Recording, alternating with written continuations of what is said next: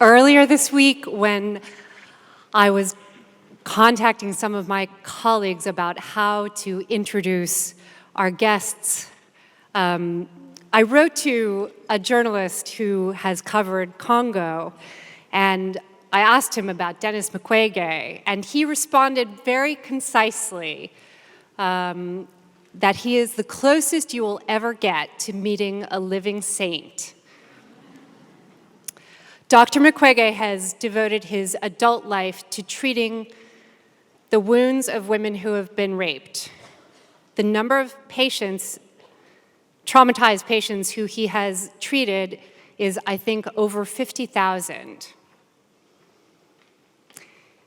He is the world's leading authority on treating sexual violence in war, and in 2008, he was honored with the Nobel Peace Prize to the surprise of absolutely no one. But my favorite story about him is that in 2012, when he and his family were forced to flee his country for their own security, it was ordinary women who raised money to buy him a return ticket so that he could continue treating them, and he got on that plane. He will be joined in conversation with another guest who certainly needs no introduction from a middle-aged newspaper reporter. Emma Watson was an acclaimed and powerful person when she was still a little girl. And what's happened since then is maybe even more unusual, which is that she has shown how it is possible to cross over into womanhood without turning down the volume on your opinions, without worrying about who you will please or displease when you say what you think. She is unapologetically herself and unapologetically feminist, and I can say, as the mother of two young daughters, that she is bringing a lot of people with her. Emma supports more than 30 organizations in the equality and women's rights movement. She is a Goodwill Ambassador for UN Women, and along with Dr. Mukwege, she sits on the G7 Gender Advisory Council. We all woke up today to the news that Alabama has all but outlawed abortion in that state, which is a reminder, I think, to all of us that this is not a struggle that was fought and won in someone else's lifetime. The New York Times is delighted to host this event with How To Academy, which brings global thinkers to London to share new ideas. There are two events coming up that you should keep an eye out for. One of them is David Brooks, our own columnist, who will appear, I think, on Monday to talk about how to find a purpose, something I would like to do. And later on, something I'm quite excited about, Caitlin Moran and Jess Phillips on how to change your life.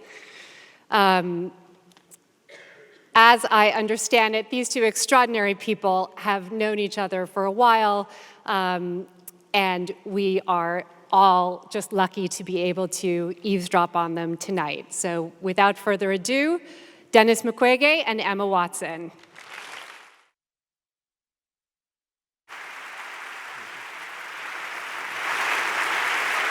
Thank you. Thank you.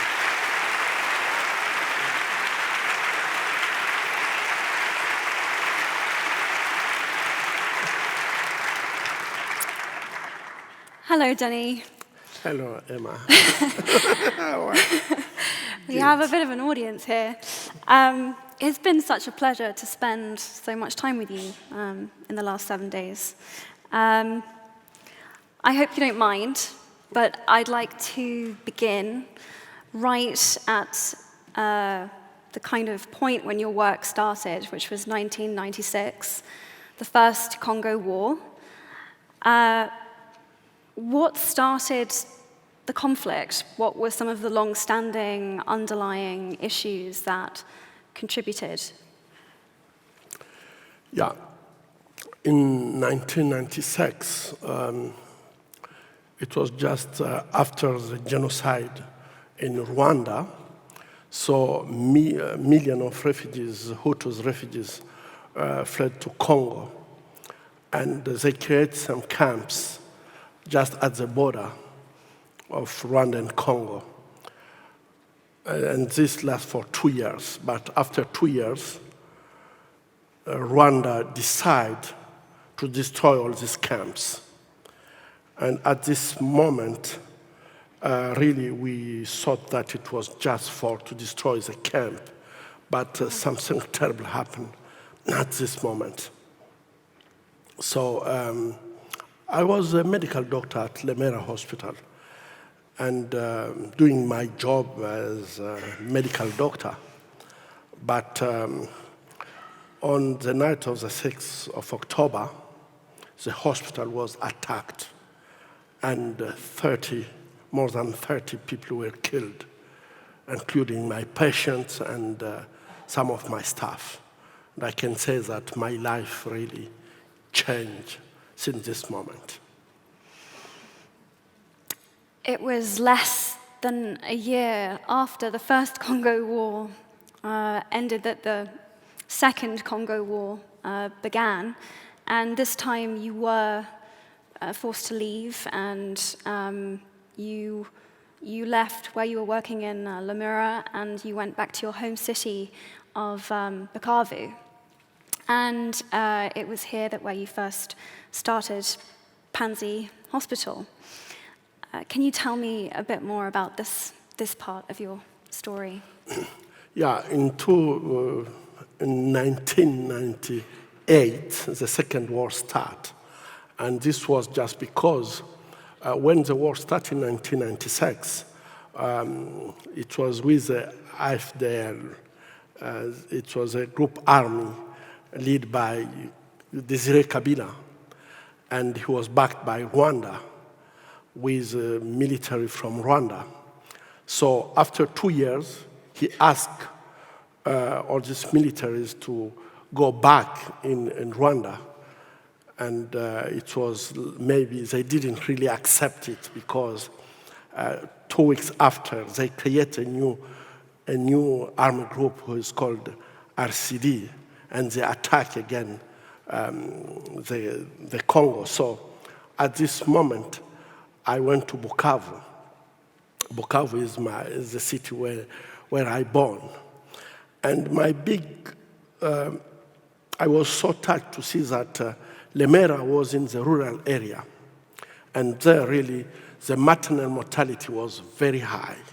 I can say that even more than 10 women were dying for 1,000 delivery, and this is very high. So in this situation, I just decided that when I went in Bukavu, I saw that the situation was the same. I was thinking that maybe in the town, women have more obstetrical care, but I was wrong. And I just saw that it was the same situation. So I decided to create just a small hospital where I can perform cesarean and help women to fight against maternal mortality. That was my goal. But unfortunately, the first patient I treated at Panzi in Bukavu area, she didn't come for the childbirth, but she came because she was raped with extreme violence. And this was a terrible thing. It was, for me, the first time to see a woman raped, but after to be raped, to get all the genital destroyed by shooting in the genital. And really, I just get the impression that what I saw at this moment, I think that it should be a crazy man who just did it because he was maybe under drug or things like that. But I was completely wrong because 3 months after, I treat 45 women with the same stories, and women who will really rape with extreme violence, to be shot in genital, to introduce objects in their genital, to burn the genital. And really, for me, it was, I can say that for my experience as an obstetrician, it was the first time to see all these terrible things. And after 3 months, I start to understand that there is really a new things were happening in my region. Rape with extreme violence was a new pathology. Wow. And gosh, first I just have to say, how do you emotionally deal with it dawning on you that perhaps these injuries were not the work of one single madman, but you were seeing men, boys, grandmothers, babies, even sometimes, that were coming to you with these kinds of injuries? How did you deal emotionally with it dawning on you that this was someone had thought about this, someone had calculated this, someone was using this as an intended tactic of war? Yeah, at the beginning, really, I took my time to talk with victims and discuss with them. It was not only because I would like to know what happened, but most of the time, even for victims, it was very important to get someone who can listen to them, who can support them, and you can't support if you don't listen to what they're telling you. So at the beginning, really, I started to support them and to listen at this time in the hospital. We were working with that psychologist, so I was only the one to receive them, talk with them, support them emotionally. But at the end, I just feel that myself, I was impacted by what was happening on the body of women. And it's become very hard for me to go on doing my job, because an operation that I could do maybe in 2 hours, after to listen, to be so close of victims, I start to be impacted myself. And operations that I could do in 2 hours, sometimes could even take more time, because I would like to be perfect. I would like really to answer to their expectation.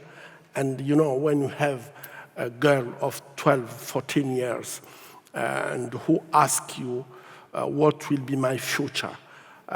Can I get the possibility to be continent again when the heads are losing feces or urine?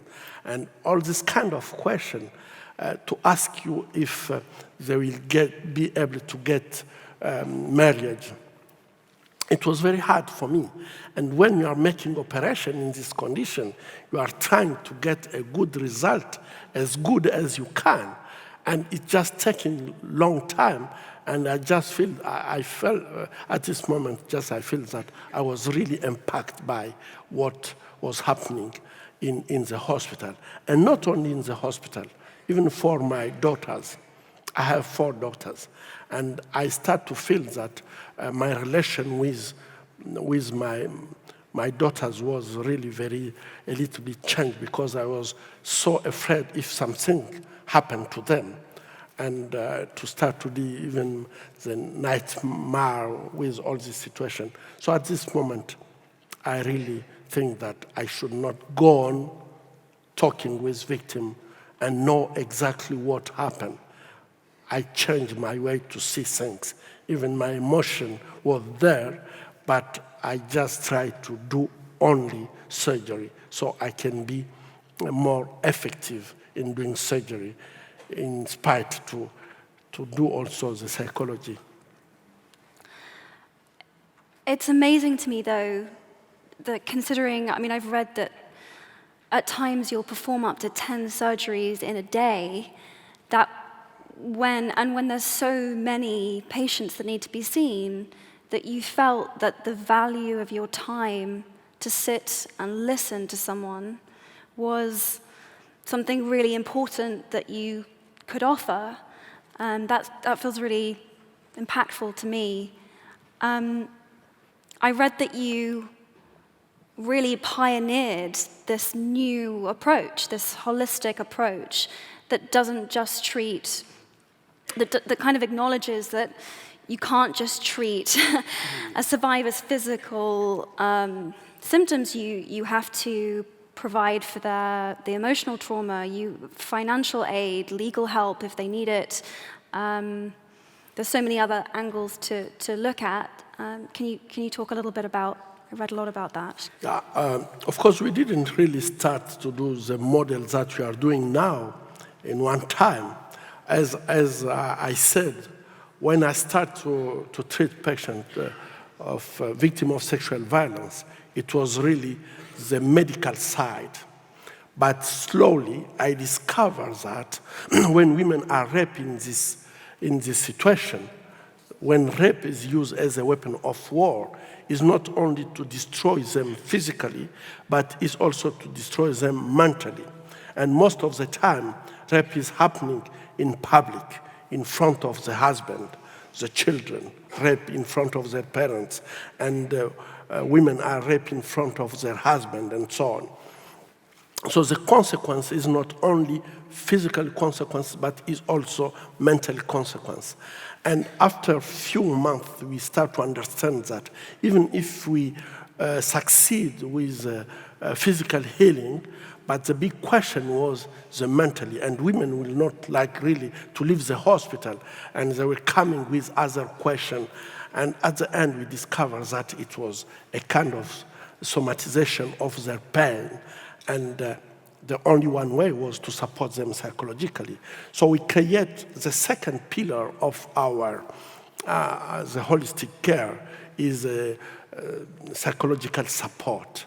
And now we have psychologists, we have also social assistant and psychosocial assistant who are supporting women before the surgery and after the surgery, but also they're supporting them to do the family mediation, because this is really needed. Most of the women are rejected after to be raped. They are rejected by the family, the community. And it's very important for them to treat their emotion also is to reintegrate them in their community. The third pillar just comes because when women are rejected, they don't have families, they are alone. How you can send them back in their village if you don't give them a support so they can be autonomous in their village. So we create the third pillar with the socio-economical support. And there, when girls are very young, we have a program to send them to school. And we have more than 5,000 girls in all levels we are supporting to go to school, because this is very important for girls when they are rejected by the family because they have a child born after rape and they don't have another possibility is really to send them to school.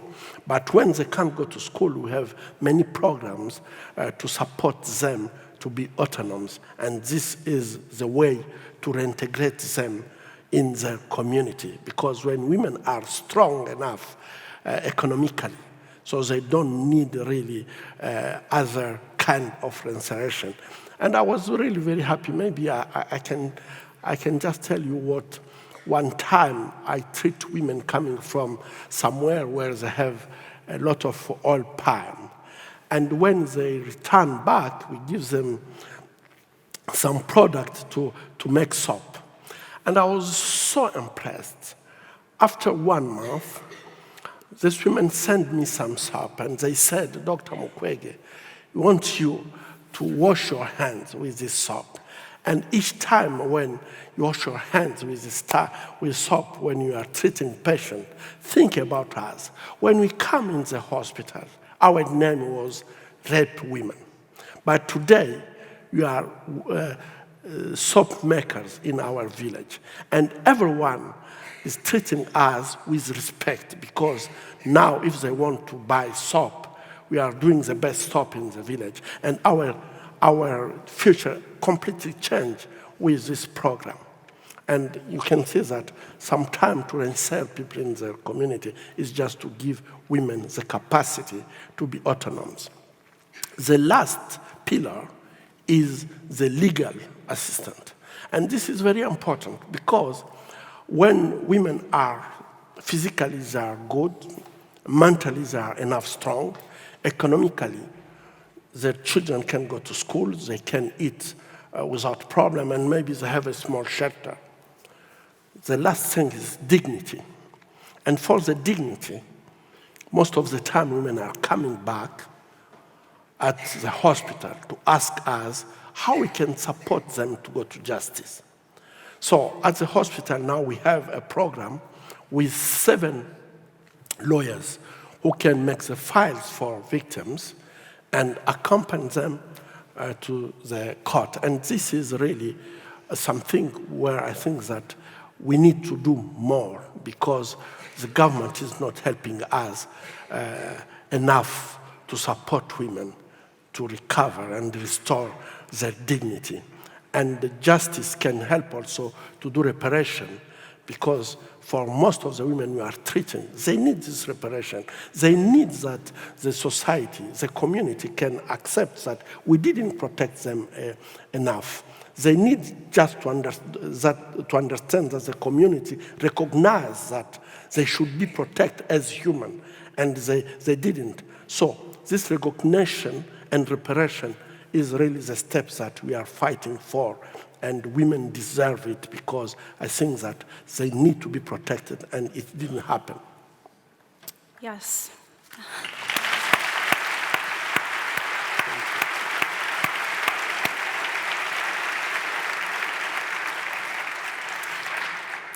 This was a question I was going to ask you later, but perhaps I'll ask it now in connection to what you just said.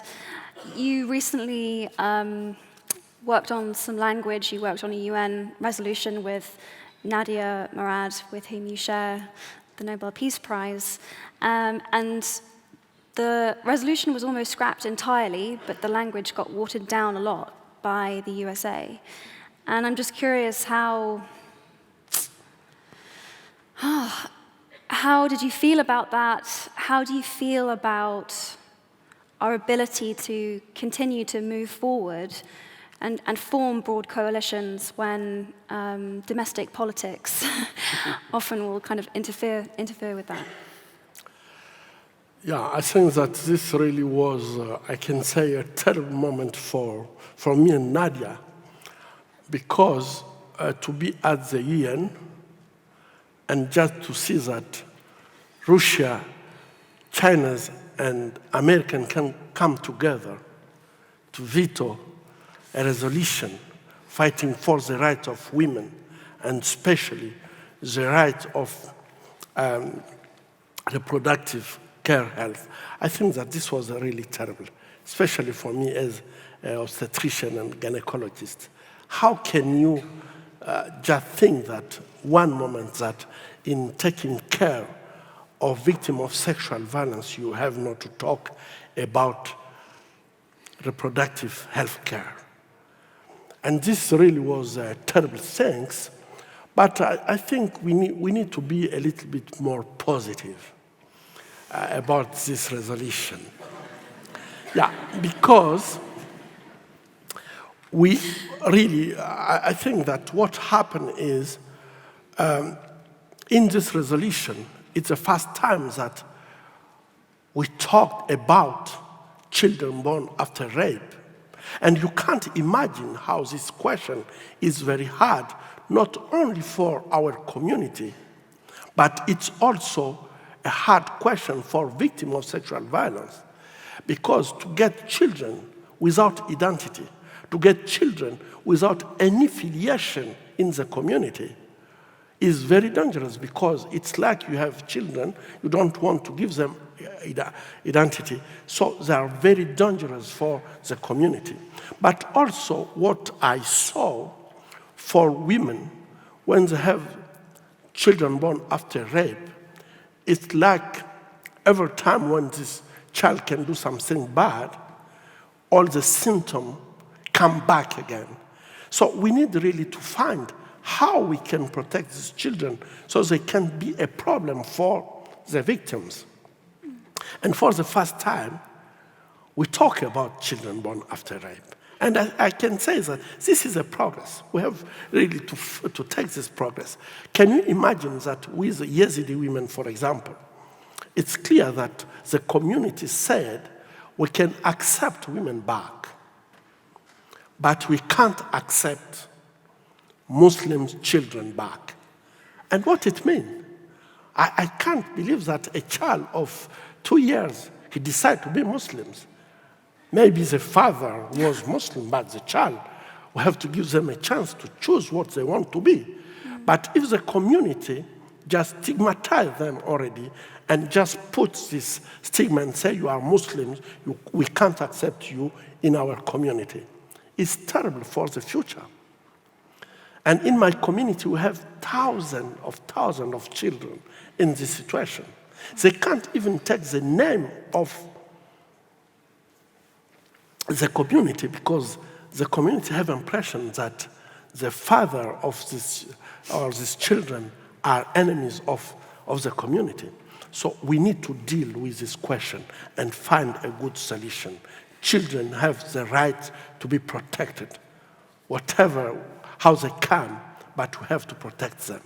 And this is the first time. The second thing, we succeed to get an approach center, a survivor-centered approach in the way to treat the victim of sexual violence. And this also is really, I can say that a progress in what we got last time.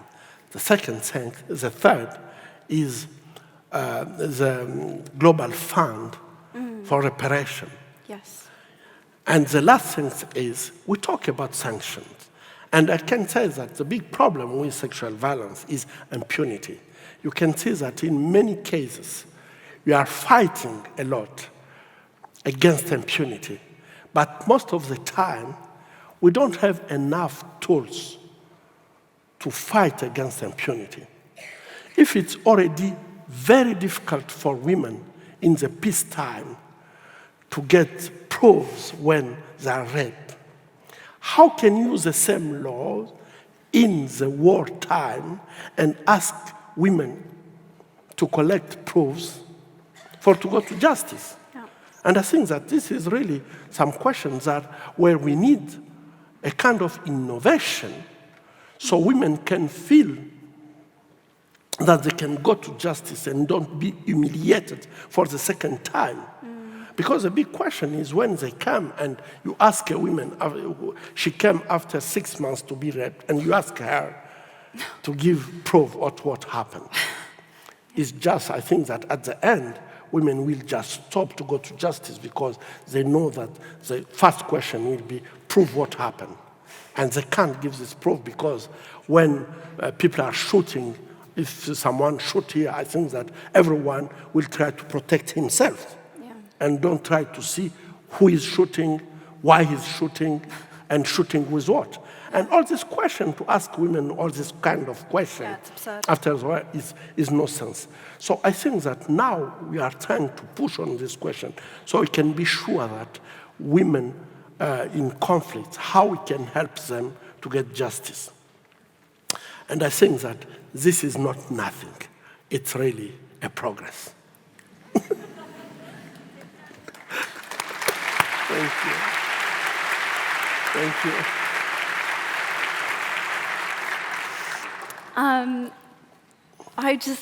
I'm just blown away by your, in the face of everything that you do and you deal with, and your positivity and the fact that you continue, despite all sorts of things that we'll talk about in a minute, but just, wow. One of the things that just hearing you speak now, and when I was reading my notes, that occurred to me is rape as a weapon of war would seem to me to be a form of terrorism. Is rape as a weapon of war ever considered in those terms as a form of terrorism? Yeah, I think that rape as a weapon of war can be used in a different way, and it's a form of terrorism, of course. I will just give you an example. In one village in Congo, this village is called Kavumu, one army group started to rape children under 5 years. And the way that all these children were raped was to take them in their in their house, bring them in the bush, rape them, and bring back the children in their house. But when you rape a child of 1 year, you are adult. It means that you destroy her completely. The vagina, the rectum, and the bladder. And you just bring this child back to show the parents, to show the community what kind of injuries that you just did on the child. I think that it's a way not only to traumatize the child, but also to traumatize all the family, the parents. And I think that if you can see rape in this case, it's a terrorism. To rape a woman in front of the husband, the children, and after to rape her, to destroy her, to shoot on her in front of the family. It's a terrorism because why you are doing this is just to create a terror so the population can be afraid, the population can respect you. You can use even the population as slaves. So I think that rape as a weapon of war can be used in different ways, but for me, it's a form of terrorism. I was going to go on and talk about this, but again, I want to connect it to what you're saying now. You gave a speech in 2012 at the UN, and in that speech, you condemned the Congolese government for not doing enough to prevent these rapes. And less than a month later, an assassination attempt was made on your life. Your 2 daughters were kidnapped, and your bodyguard was shot, and he died. I can't imagine what it's like to speak about this at all, let alone in front of an enormous room of people. So, I would only ask if you feel comfortable to talk a little bit about that part of your story. But specifically, I would ask, how do you find the courage and the strength in the face of all of this to just keep going? It's remarkable to me that even after this attempt on your life, you decided to go back to the DRC. You decided to return to Panzi Hospital and to continue doing this work. And I'm just astounded by that. Could you talk a little bit about what gave you the strength to make decisions like this and to be able to do this awe-inspiring work? Yeah. Really, I have to look for my answer because, maybe when we are talking about rape as a weapon of war, I want maybe to come back a little bit on rape as a weapon of war. I think that working with women for many years and just see how women in a strategy of war to destroy women in different ways. And when rape is used as a weapon of war, it means that they are using a kind of method where really you can see that is to destroy, not physically, but also mentally. It's also massive because one village can be, you can find an entire village, women of an entire village are raped in one night and is not taking care of age, so it's systematic.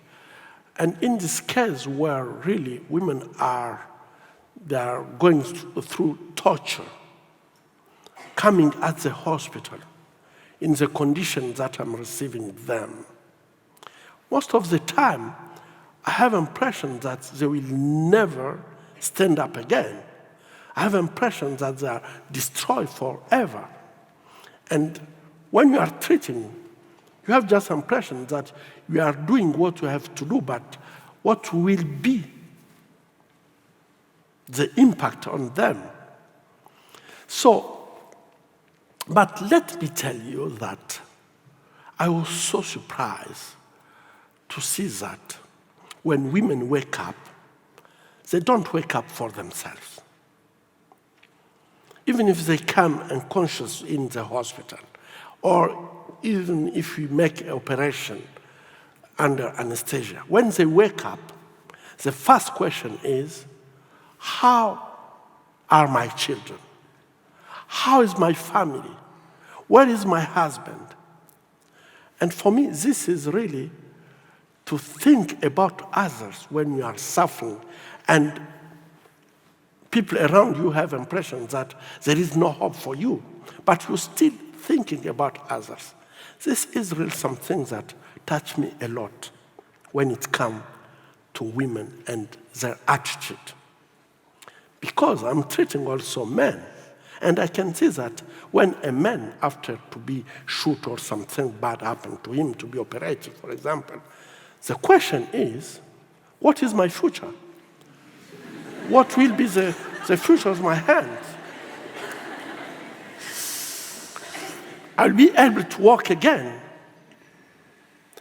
And I think that you can see that with these two different ways of the approach of the life, for me, is really special. And what I'm trying to do is really very, very small, if I can compare for what women are doing for all of us. We have just to think about it. And for me, I think that to go on doing what I'm doing, I have just impression that what women are doing is a lot. And if I can just bring my small contribution, it's just a small contribution. But what women are doing is really great, great. And I admire them, I support them, and I can do even more, but I know that I'm so limited to help them.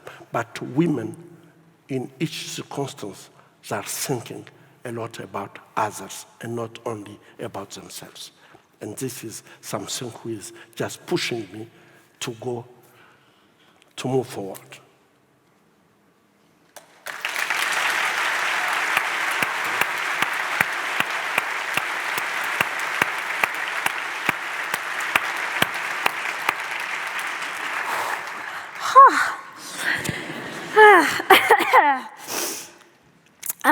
Just to take a small moment, I wanted to, just for a minute so I can catch my breath, ask you, I mean, I've spent the last 7 days with you, and you are relentless in your activism, and I mean, a whole room will just stop and listen to you speak, because you speak in a way that's so concise and honest, and also you're so egoless and results. You know exactly what it is that you want, and you have such a clear picture. But this is just a small part of what you do. When you go home, you'll be working as a doctor all day, and I'm curious, what does a typical day look like for Denis in the DRC? Will you walk me through a typical day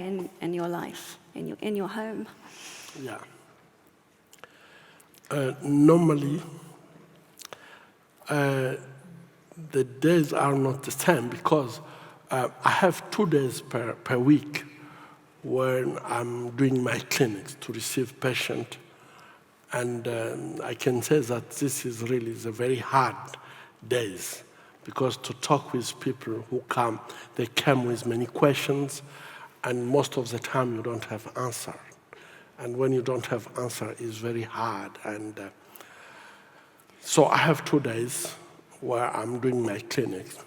I have also 2 days where I'm working in the operating room to perform surgery. And I can say that for me is maybe the more easier, because there it's what we say, practical things. So you have a plan and you try just to accomplish it. It's not like to talking with someone who is rejected by all the community, who is rejected by the husband, who is thinking about the children who were killed or things like that. It's more heavier too. But I have 2 days of surgery, and all the time I have impression that in the operating room I can more relax in walking. Even it's hard, but it's more relaxing for me. And I'm using also 2 days, one for my staff, to talk with my staff, to discuss with my staff, Wednesday. And Saturday is a day that I'm doing other activities, especially things who don't relate with the hospital. And every day I have time with my family. And this is really very important, because when you can spend all the day with all big questions regarding the trauma, it's really very important to get yourself people who can support you. And I can say that my family is supporting me a lot. I'm eating the morning and the evening, and on the table in the evening with my family is a time really to do my own therapy. Wow, so that's your form of self-care. Just as a human being, I often find when someone I know is going through something really difficult, the fear of not knowing what to say when they're going through it, or what can I offer in this moment? And I'm curious. You say that kind of that's one of the hardest things that you do is you spend time and you listen. And I'm just curious how you approach that when you don't have an answer or you don't know what to say to someone. Yeah, as I said, really, it's sometimes the hard moment, because when you don't have an answer and you have someone who is in front of you crying without someone to support her. I have experience of girls who come to my hospital after all their family to be killed. So they are alone, and not alone with all their capacity, but to be pregnant at 12 or 14 years is with big consequences on their body. So when they come at the hospital, it's like they already lose their childhood. And now you have to explain them that after to get a complication of just the childbirth, where they destroy everything, their bladder, their rectum, and their vagina, you have to explain them that they will never get their femininity. This is something really terrible, to be in front of someone who is asking you the question about something that you can't solve. And most of the time when I'm facing this kind of problems, I can say that it's the time that I'm losing even my capacity to sleep, because you just have impression, what can I do? But you know that you don't have solution. You can't solve the question. And there I think that it's still only one thing that you can do when you are in this kind of situation, is to give love, because everyone need love. And I have seen how love can help girls who lose everything. They don't have family, they lose or their femininity, but when they have love, you can see that their own life can change totally. It's really, for me, very important to think that everyone can give something. If just you think about the person who is in front of you, and maybe you can't give him material, maybe you can't treat her surgically, but you still are able to give the love.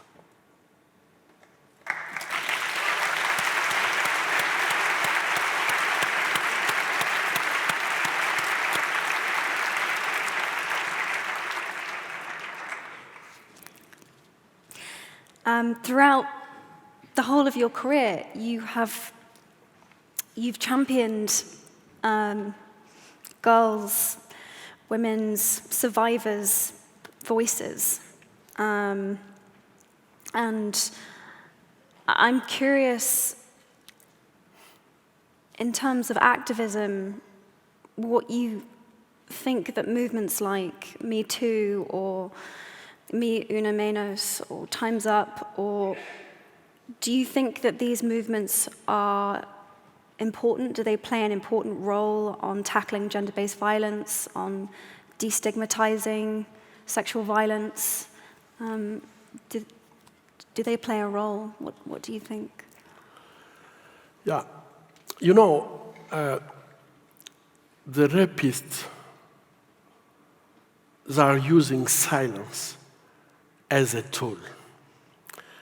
And when they are raping, they are creating a situation where women can feel that it's their fault, where women can feel that if I talk about it, I will be humiliated again. So there is a kind of, to create a situation where women are forced to keep silence because they have to protect their family, they have to protect their children, and so on. So there is many reasons to don't talk about it. But my big question, why? Why women have to protect the honor of the family? Why women have to protect the honor of the community and don't protect their own body? It's a big question. And I think that to use rape in any circumstances, even in the peacetime, silence is a tool to help a rapist to go on doing these atrocities on women, because they know that women will not be able to talk about it because they want to protect not themselves, because when women is raped, they are suffering in themselves. So not to keep silence is not to protect themselves, because they are suffering inside. So it's to protect others. And this protection is not only to protect the family and their society, but is also to protect the perpetrators.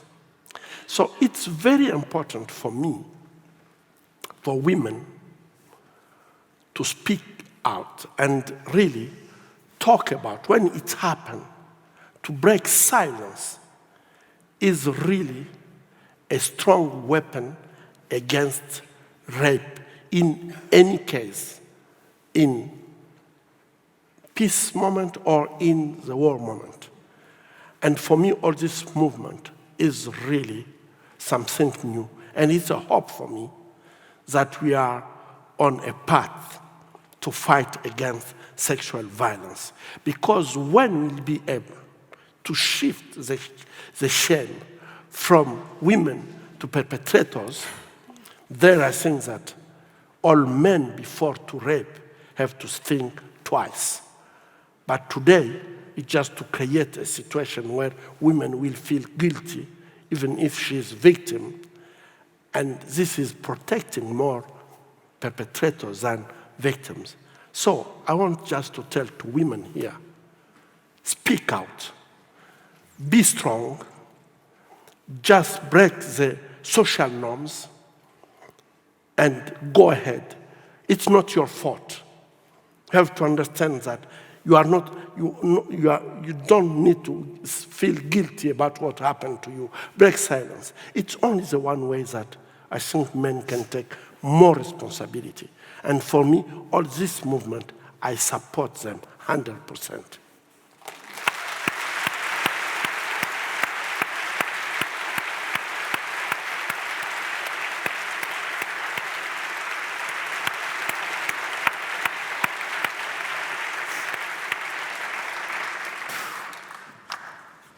You're my hero.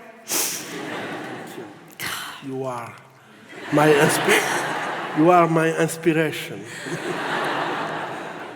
I'm just dreaming to see more youth in my country doing what you are doing. You are so impressive.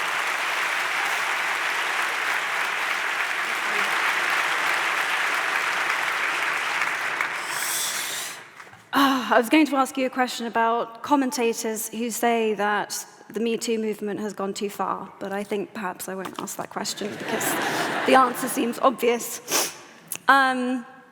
Eve Ensler is our dear mutual friend. It was through her that we first met at the City of Joy premiere in New York. She calls you a beacon for all men to follow. And I'm curious, I think that there are a lot of men in the world now that want to do something to help, that want to participate, but sometimes that don't know what to say or how to do that. And I'm curious what advice you would have for men that want to be effective allies like you. When I think of male feminist in my head, you know, it's you. And for men that want to show solidarity with us, what advice would you give? Yeah, I would ask all the women in this room to applaud the men who are here.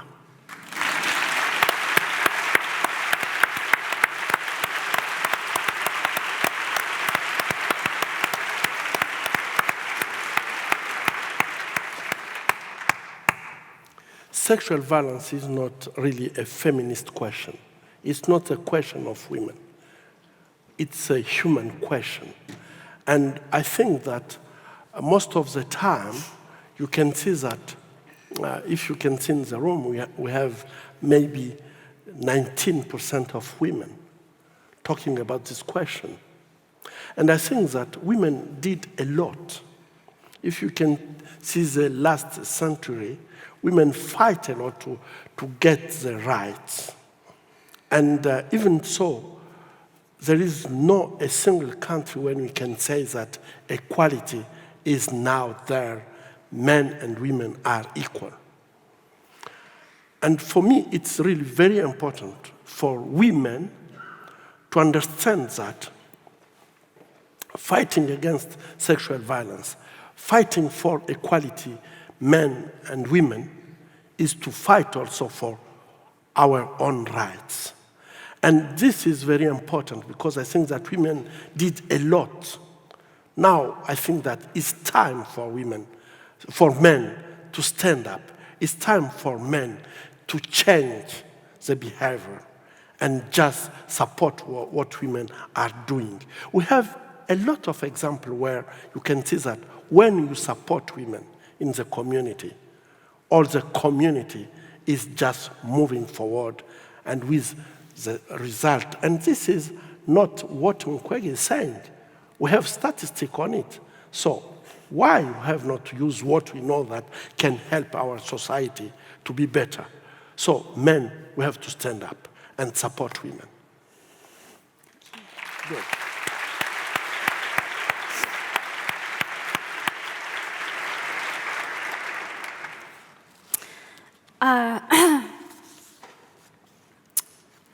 Since the days of colonialism, the DRC has often been stereotyped and stigmatized by Europeans. And I want to read a quote from The Heart of Darkness by Joseph Conrad.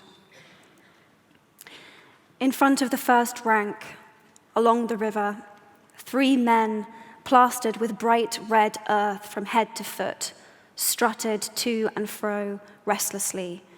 When we came abreast again, they faced the river, stamped their feet, nodded their horned heads, swayed their scarlet bodies. They shouted periodically together strings of amazing words that resembled no sounds of human language. And the deep murmurs of the crowd, interrupted suddenly, were like the responses of some satanic litany.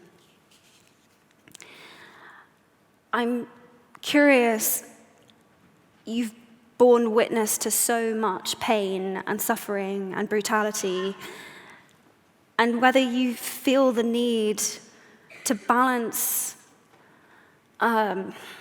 these stereotypical notions of the DRC with things that you love about your country, your beautiful, beautiful country, and things that you feel proud of. And how do you balance that very real need to spread awareness of what's going on the ground, but also kind of not play into these stereotypical notions of what your homeland is?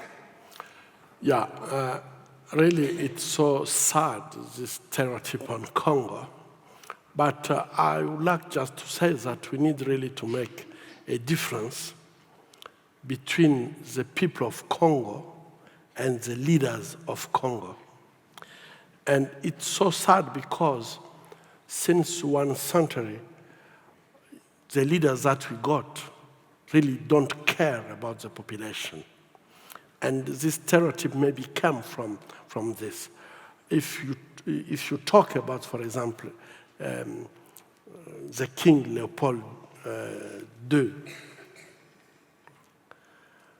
during the colonialism, he was really, the Congo was his property, and 10 million of Congolese were killed just to get to bloom the industry of car with the tire.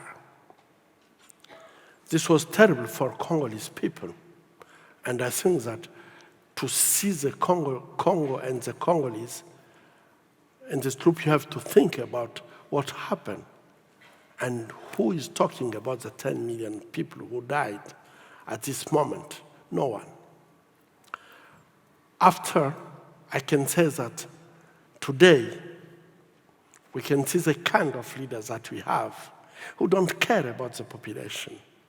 The population are starving. Children are dying with malnutrition in the country where it's raining 9 months per year, where everyone can get food, but the bad governance is just pushing to do really very bad things on the population. And for me, I think that the people of Congo are really a good people. And if you can see, especially women of Congo, they are strong. And they care. But the big problem for Congo is the bad governance. And is now for 1 century of really a bad governance, who is pushing that we can get this stereotype on Congo. And this is so bad. So I'm dreaming one time maybe Congo will be different. And with a good governance, I'm sure that the population of Congo can do better things.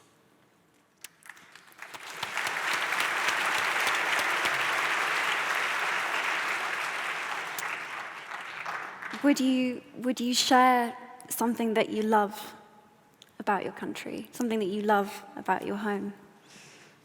Yeah. You know, I don't know if you already visit Congo, but crossing the Congo from east to west and the nature, the biodiversity is really something that I appreciate a lot in Congo. you can see that we have good lakes, we have forests, we have good rivers, we have many kind of animals and so on. So Congo is really a paradise, but the big problem is that to don't have good governance is just changing everything. And really, if you meet with women of Congo to see how they're singing, dancing, they're beautiful in many colors, I can say that really this country needs really to get strong leaders who can just bring all these beautiful things to be seen in a good way and not be a kind of stereotype of only bad things. In preparing for this interview, I didn't know this, but the DRC is one of the only places in the world that you can mine the specific mineral that we make our electronics with here in the West. And I wondered, I'm sure you're probably the right person to ask, what is safe to buy? What doesn't contribute to more conflict and bloodshed? Are there ways to be mindful about which electronics and which things to buy and not buy that doesn't contribute or make things worse? I think that the problem is not what you are buying, because I think that we have capacity really to do things better. Today the question is about the mobile telephone, and you can't get the telephone that all of us have. We can't get it without the contribution of Congo, because the telephone is using tantal, and this metal is really needed, and it's a specific metal in the mobile telephone.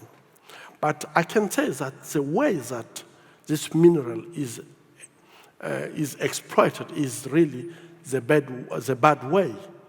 And you know that the war of Congo is behind this war, the reason of this war, the why that in this war they are using the body of women as a battlefield is really to push the population to leave their village and create the area where there is no law, no faith, so they can exploit mineral in the condition that they can get it cheap and put it on the international market very cheap.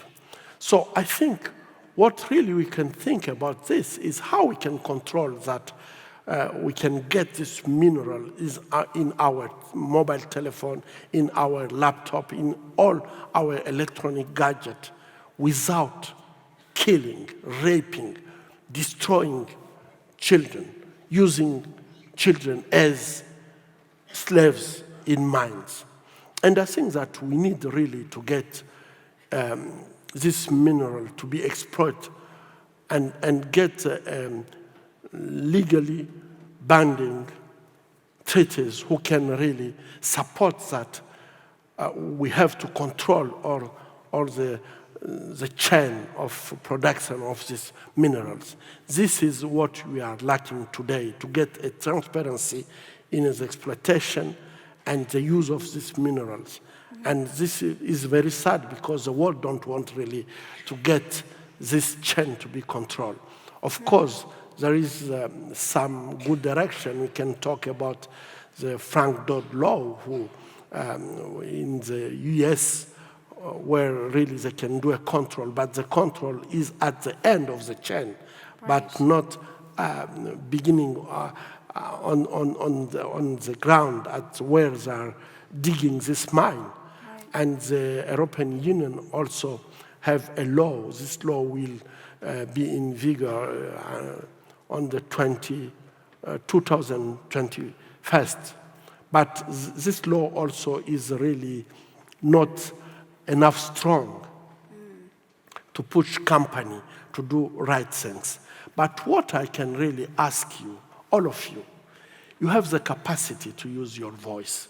You have the capacity to raise your voice against the use of children as slaves in the mine, to use rape as a weapon of war in Congo just to get this mineral cheap.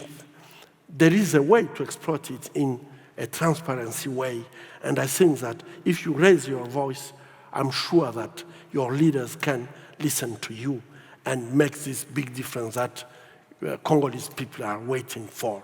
We need you, and we need your voice. So as activists and consumers, we can use our voice to ask for stronger legislation for, Sure.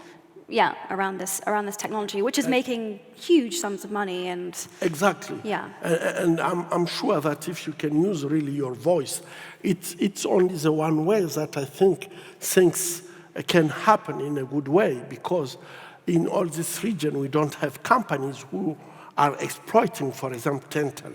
We don't have companies, so it's more easier to use children as slaves in mines.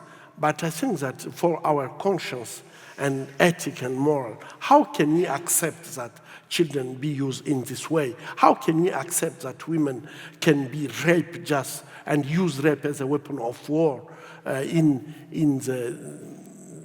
the area where this mine exists, so the soldiers can exploit it and get it on the international market? I think that really your voice can make a big difference. I recently read this quote from you that really resonated with me.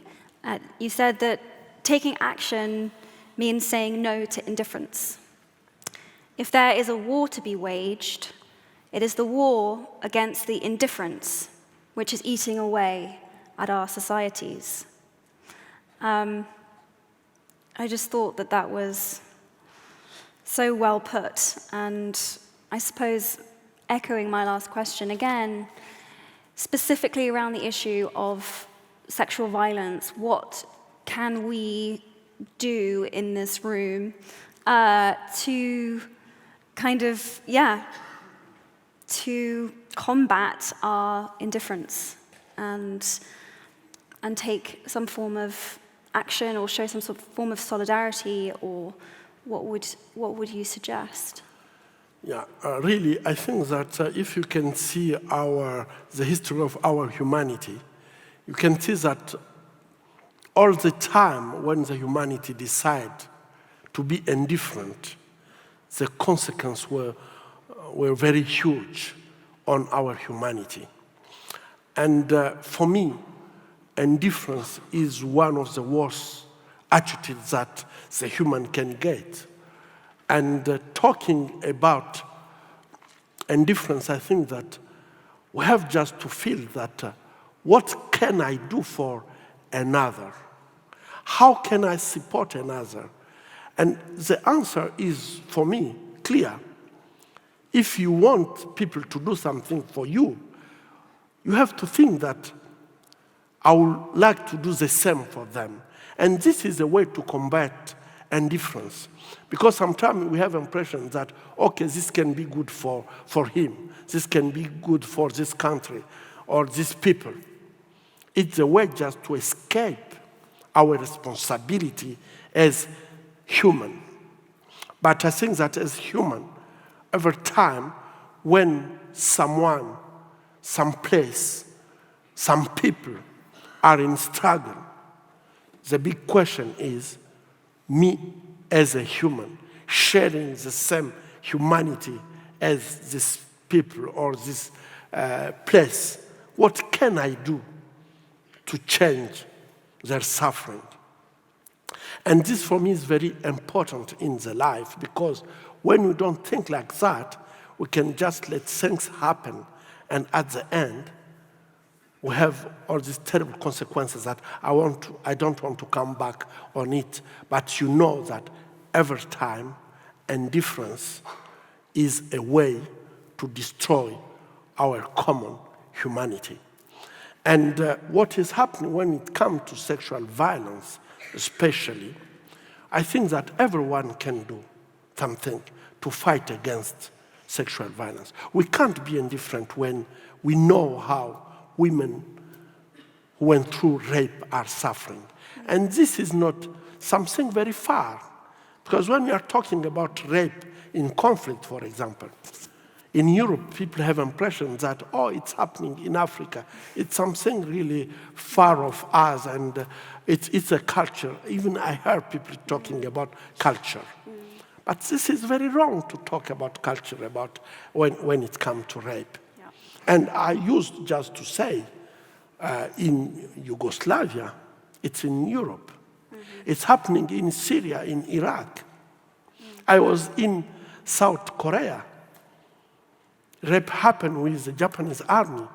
And when I hear women of 19 years old talking about what happened for them 70 years ago, it was the same language as the language used by girls I'm treating at Panzi 70 years after. And it's the same in Latin America. So I think that rape is really a question that we should not be indifferent, because we are all concerned by this question. And everyone can really think what he can do to make things happen. I'm a surgeon. I'm doing what I can do. Today, I'm activist to bring more awareness on this question. And I know that yourself, you are doing a lot. And I would like really, if you can address someone to, I see in the room we have many young people. How do you think that we can really help others to fight against sexual violence and be really active? I would echo what you've said, which is that it's very easy to think that this is something that's just happening in a far distant, far-flung corner of the world that we will never visit or see in communities that we aren't part of. But like the most common UN statistic is that I see that this room is mostly full of young women, which will mean that almost a third of the people in this room will experience some form of violence, sexual or otherwise, in their lifetime. That's the whole of the section of this room.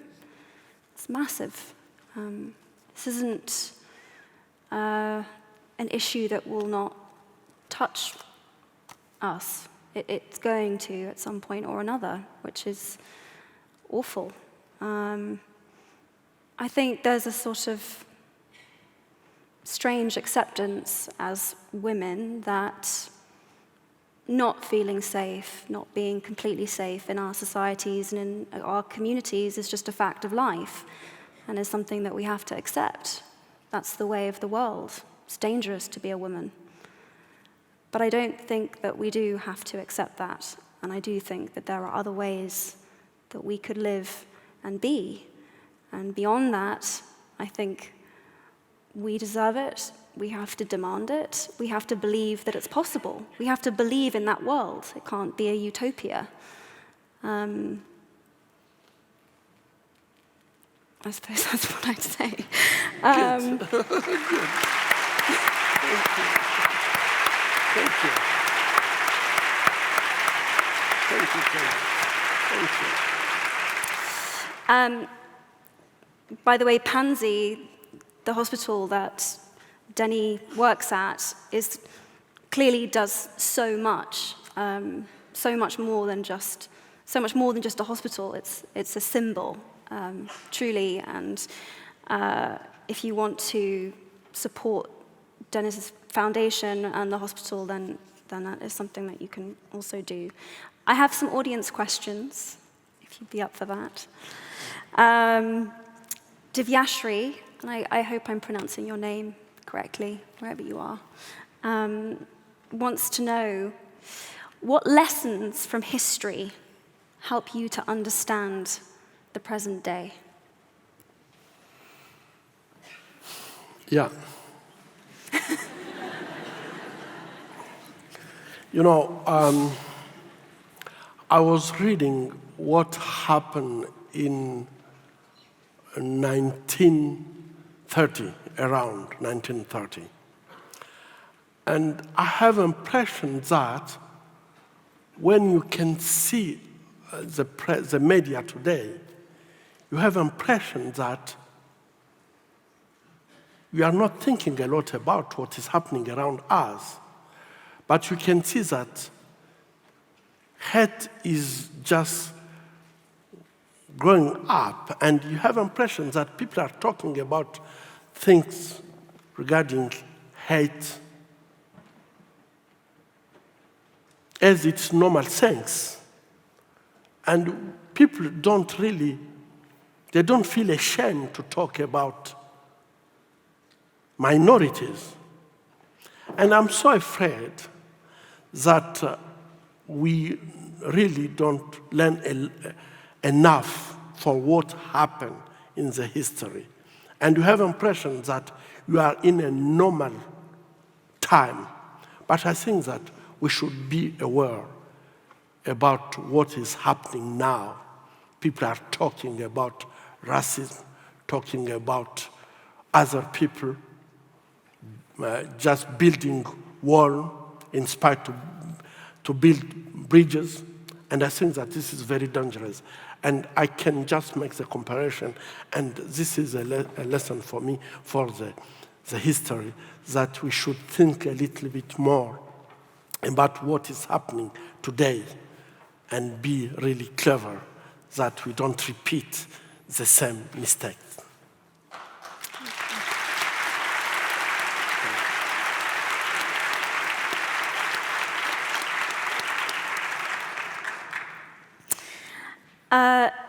The next two questions were questions that were asked by a number of different guests, the same questions a few times, so I will read those now. Is a full psychological recovery from rape ever possible? What techniques can help mitigate against the sense of guilt and shame that many rape victims feel? Yeah. I think that this question is really a crucial question because I don't see and think that after to be traumatized, after rape, most women who are coming at our hospital are living with the syndrome of dissociation. So it's like their life and the spirit, their body and the spirit are completely dissociated. And we can do our best to try to bring this symptom, to bring the spirit in the body. But my impression is that it's so hard to say that women can get a healing and forget what happened. So the life of all women that I met is the same. They can change their way of life, to be more activists, to fight for the right of others. But all these things is completely different of their life before to be raped. So I can say that even if you have many techniques, in Congo now we are trying to use the musicotherapy and see how this can support. We have art therapy, we have many things that we are doing to try to see how we can support women. And we can say that women are really becoming very strong and fighting for their rights and so on. But you can see in the attitude is that when someone rapes you, deny your humanity, put you in a condition that you have this feeling that you are not a human at all, it's very hard to become normal. You can just change your way to get a positive way to live, but you can't really say that it's already finished in my life. So I think that we have many techniques, but it can just transform maybe the pain in power, but not to change completely the life when it's happening, the life of a woman. I want to ask one more question before we have to conclude, unfortunately. Yeah. Who has inspired you? Is there a particular mentor that you've had? Is there a particular inspirational figure that you've carried around with you as you've done this work? No, I don't know. I have just to say my mother.